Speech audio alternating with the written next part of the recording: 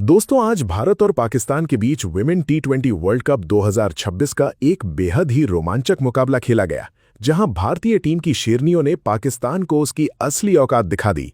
तो आइए दोस्तों, बिना देरी करे देखते हैं मैच का पूरा रोमांच। दोस्तों, टीम इंडिया की कप्तान हरमनप्रीत कौर ने टॉस जीतकर इस कड़क पिच पर पहले बैटिंग करने का साहसिक और रणनीतिक फैसला लिया, जिसके बाद भारत के लिए पारी का आगाज करने के लिए धाकड़ ओपनिंग जोड़ी स्मृति मंधाना और युवा स्टार शेफाली वर्मा मैदान पर उतरी। उनके इरादे एकदम स्पष्ट थे कि वो किसी भी हाल में पाकिस्तानी बॉलिंग अटैक को खुद पर हावी नहीं होने देंगी। पाकिस्तान के लिए पहला ओवर बाएं हाथ की स्पिन गेंदबाज सादिया इकबाल लेकर आईं। सादिया की पहली ही फुल लेंथ गेंद पर शेफाली ने अपने चिर परिचित बेखौफ अंदाज में फ्रंट फुट निकालकर मिड ऑफ के फील्डर के सर्कल के अंदर होने का पूरा फायदा उठाया। उन्होंने गेंदबाज के सिर के ऊपर से एक दर्शनीय और आसमानी छक्का झड़कर टीम इंडिया का खाता खोला। पहली गेंद पर छक्का खाने के बाद सादिया ने अपनी लाइन लेंथ में बदलाव किया। ओवर की 5वीं बॉल उन्होंने थोड़ी शॉर्ट और ज्यादा बाउंस के साथ फेंकी। शेफाली ने इस पर भी रूम बनाकर ऑफ साइड में एक बड़ा हवाई फायर करने की कोशिश की और क्रीज में काफी शफल कर गईं। लेकिन गेंद उम्मीद से कहीं ज्यादा उछली और बल्ले का बाहरी किनारा लेते हुए सीधे विकेटकीपर मुनीबा अली के दस्तानों में चली गई। मुनीबा ने हेलमेट के ठीक आगे नजरें जमाए रखीं और एक शानदार कैच पकड़कर भारत को पहला तगड़ा झटका दे दिया। शेफाली वर्मा 5 गेंदों का सामना करते हुए एक छक्के की मदद से सिर्फ 6 रन बनाकर पवेलियन लौट गईं। पहला विकेट गिरने के बाद नंबर 3 की अहम जिम्मेदारी निभाने के लिए जेमिमा रॉड्रिग्स क्रीज पर आईं।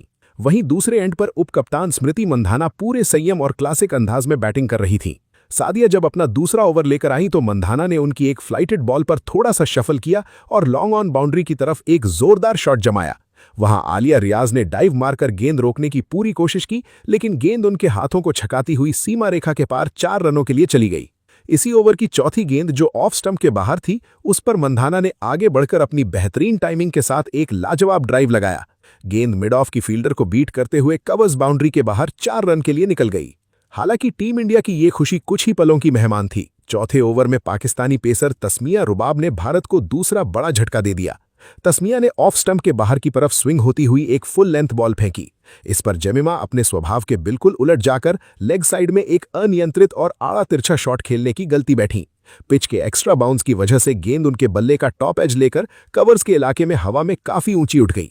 वहां मौजूद नतालिया परवेज के हाथों से गेंद पहले थोड़ी सी छिटकी, लेकिन उन्होंने तुरंत फुर्ती दिखाते हुए एक हाथ से बेहतरीन कैच लपक लिया।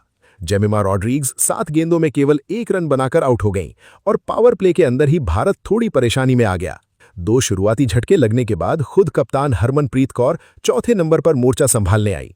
उन्होंने मंधाना के साथ मिलकर पारी को दोबारा पटरी पर लाना शुरू किया। 5वें ओवर में जब Pakistani spinner ramen Shamim bowling करने आई तो उन्होंने मंधाना को लेग स्टंप पर शॉर्ट गेंद डालने की भारी भूल कर दी। मंधाना ऐसी गेंदों को कभी नहीं बख्शेंगी।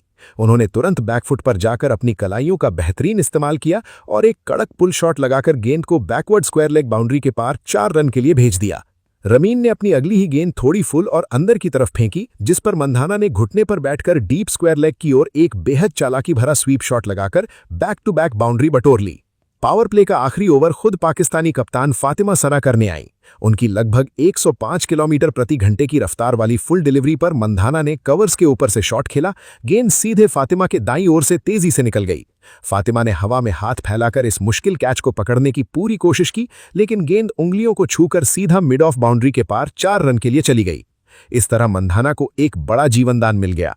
पावर प्ले खत्म होने के बाद पाकिस्तान ने रन रेट को धीमा करने के लिए फील्ड खोल दी, जिससे भारतीय बल्लेबाजों की रफ्तार थोड़ी कम हो गई। मैच के 8वें ओवर में तस्मिया रुबाब की फुल गेंद पर मंधाना को एक और बहुत बड़ा जीवनदान मिला।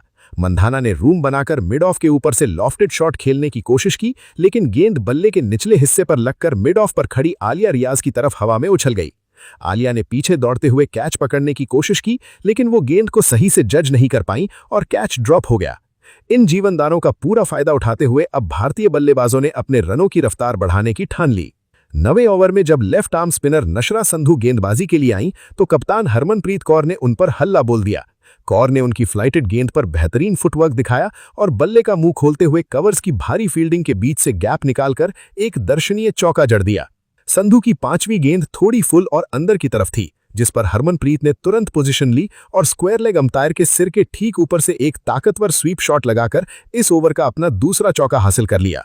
कप्तान को आक्रामक रूप में देखकर दूसरे छोर पर खड़ी मंधाना ने भी अपना गियर बदल दिया। 10वें ओवर में तस्मिया रुबाब की पहली ही बॉल पर मंधाना क्रीज से बाहर निकली और गेंद को हाफ वॉली बनाकर लॉन्ग ऑफ के स्टैंड्स में एक बेहद लंबा और शानदार छक्का ठोक दिया, जिसे देखकर दर्शक खुशी से झूम उठे। इसके बाद अगले ओवर में नशरा संधू की गेंद पर मंधाना ने फिर से आगे बढ़कर लॉन्ग ऑन की तरफ शॉट खेला और तेजी से 2 रन दौड़ लिए। इन्हीं 2 रनों के साथ मंधाना और हरमनप्रीत के बीच दूसरे विकेट के लिए 50 रनों की एक बेहद मजबूत और अहम पार्टनरशिप पूरी हो गई। संधू की अगली धीमी गेंद पर मंधाना ने अपने लिए जगह बनाई और एक्स्ट्रा कवर्स के ऊपर से एक बेहद खूबसूरत इनसाइड आउट शॉट खेलकर 4 रन बटोर लिए, जिसे रोकना बाउंड्री पर खड़े फील्डर के लिए पूरी तरह नामुमकिन था। पारी का 12वां ओवर जब रमीन शमीम डालने आई तब तक मंधाना पूरी तरह से पाकिस्तानी गेंदबाजों पर हावी हो चुकी थी।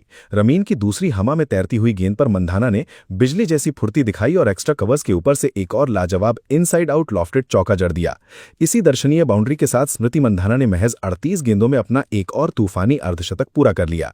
ये T20 वर्ल्ड कप 2026 की उनकी एक बेहद खास पारी थी, जिसके लिए पूरे डगआउट ने खड़े होकर तालियां बजाईं। इस 50 के तुरंत बाद फातिमा सना ने मिड ऑन के फील्डर को सर्कल के अंदर बुलाकर मंधाना को फंसाने का जाल बिछाया, लेकिन मंधाना ने इस चाल को तुरंत भांप लिया। रमीन ने जैसे ही मिडिल स्टंप पर लूप देती हुई गेंद फेंकी, मंधाना ने उसी मिड ऑन फील्डर के ठीक ऊपर से एक कड़क 1 बाउंस चौका जड़कर पाकिस्तान की रणनीति धरी की धरी छोड़ दी। शुरुआती 12 ओवरों का खेल खत्म होने तक टीम इंडिया शुरुआती झटकों से पूरी तरह उभर चुकी थी और 2 विकेट खोकर 85 रनों के मजबूत स्कोर तक पहुंच गई थी। उस वक्त भारत का रन रेट 7.08 का था, जो एजबेस्टन के इस विशाल मैदान के हिसाब से काफी अच्छा माना जा रहा था। क्रीज पर स्मृति मंधाना 38 गेंदों में 9 चौकों और 2 छक्कों की मदद से 55 रन बनाकर दीवार की तरह डटी हुई थीं। वहीं हरमनप्रीत कौर 23 गेंदों में 20 रन बनाकर उनका शानदार साथ निभा रही थीं। पाकिस्तान के लिए सादिया और तस्मिया को ही एक एक विकेट मिला था। मंधाना और कौर की इस नाबाद अर्धशतकीय साझेदारी ने भारत को मैच में ड्राइविंग सीट पर ला खड़ा किया था। 13वां ओवर करने आई पाकिस्तान के प्रमुख स्पिनर सादिया इकबाल की पहली ही गेंद पर मंधाना ने आगे बढ़कर गेंद को डीप मिड विकेट की दिशा में हवा में मार दिया।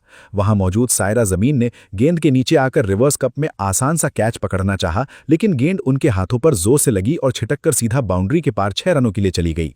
मंधाना को यह मैच का तीसरा बड़ा जीवनदान मिला। इस गलती के बाद सायरा को तुरंत उस पोजीशन से हटा दिया गया। इस छक्के के बाद हरमनप्रीत कौर ने भी गियर बदला और सादिया की लगातार 2 गेंदों पर 2 चालाकी भरे चौके जड़ दिए। पहला शॉट विकेटकीपर के पास से फाइन लेग की तरफ लैप किया और दूसरी फुल गेंद को ऑफ स्टंप के बाहर से स्लाइस करते हुए बाउंड्री के पार भेज दिया। अगले ओवर में रमीन शमीम की गेंद पर मंधाना ने एक बार फिर से क्रीज से बाहर निकलकर एक्स्ट्रा कवर्स के ऊपर से इनसाइड आउट चौका बटोरा, लेकिन पारी के 14वें ओवर की आखिरी गेंद पर पाकिस्तानी कप्तान फातिमा सना ने अपनी बेहतरीन फील्डिंग के दम पर भारत को सबसे बड़ा झटका दे दिया। मंधाना ने एक बार फिर आगे बढ़कर बड़ा शॉट खेलने की कोशिश की, लेकिन इस बार वो गेंद की पिच तक नहीं पहुंच पाई और शॉट हवा में ज्यादा ऊंचा नहीं गया।